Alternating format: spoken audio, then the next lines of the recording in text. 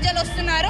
శోభయాత్ర అనగానే రాజాసింగ్ అనగానే నవరాత్రి శోభయాత్ర, శ్రీరామనవమి శోభయాత్ర.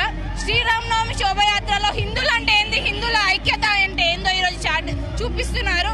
ఇక్కడ ఇప్పుడు ప్రజలు ఇంకా చాలా తక్కువ ఉన్నారు. ఇప్పుడే మొదలైంది, ప్రజలు వస్తున్నారు. ఎంతో అంగరంగ వైభవంగా ఈ రోజు హిందువుల ఐక్యత చాటుకొని ఈ రోజు ఈ శోభయాత్ర జరుగుతుంది.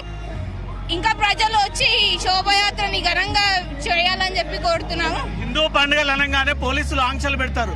డీజే పెట్టొద్దు, సౌండ్ పెట్టొద్దు, లైట్ పెట్టొద్దు, పర్మిషన్ తీసుకోవాలి, రోడ్డు మీదకి రావద్దని. ఎందుకు హిందూ పండుగల మీద ఇంత వివక్ష ప్రభుత్వాలకు? రాత్రి నుండి కూడా అదే జరుగుతున్నది. ఇప్పుడు ఎక్కడ డీజేలు కనిపించగానే బంద్ చేయమని చెప్తున్నారు. అదే వేరే పండుగలకి ఇప్పటిదాకా జరిగిన వేరే మతాల పండుగలకి ఎక్కడికి కూడా ఆంక్షలు ఉన్నాయి. మన హిందూ మతం అనగానే ఇక్కడ ఆంక్షలు వస్తాయి పోలీసులకు కూడా. ఇప్పుడు నడుస్తున్న గవర్నమెంట్, గతంలో ఉన్న బీఆర్ఎస్ గవర్నమెంట్ కానివ్వండి, ఇప్పుడున్న కాంగ్రెస్ గవర్నమెంట్ కానివ్వండి, వాళ్ళకి హిందువుల ఓట్లు వద్దా, కేవలం ఓట్లు వచ్చినప్పుడే ఓట్ల టైంలోనే హిందువులు గుర్తుకొస్తారా? పండుగలు అనగానే హిందువులకు ఆంక్షలు పెడుతుంటారు. అసలు మీరు హిందువుల ఈ రోజు ఈ రాష్ట్రంలో ఒక హిందూ పండుగలకే వ్యతిరేకంగా మాట్లాడుతున్నారు.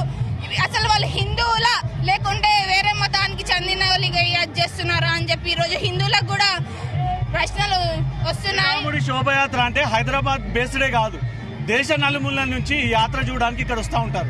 మహిళల విషయంలో, వృద్ధుల విషయంలో ఇక్కడ ఏర్పాట్లు ఎలా ఉన్నాయి?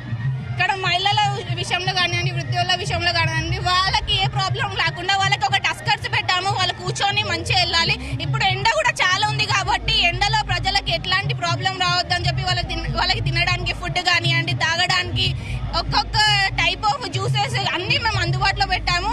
ఈ శోభయాత్రలో ప్రతి ఒక్కరు పాల్గొని ఎంతో సంతోషంగా శోభయాత్ర నడిచేటట్టు వాళ్ళకి కూడా ఏ ప్రాబ్లం రాకుండా మేము చూసుకుంటున్నాము. జై శ్రీరామ్.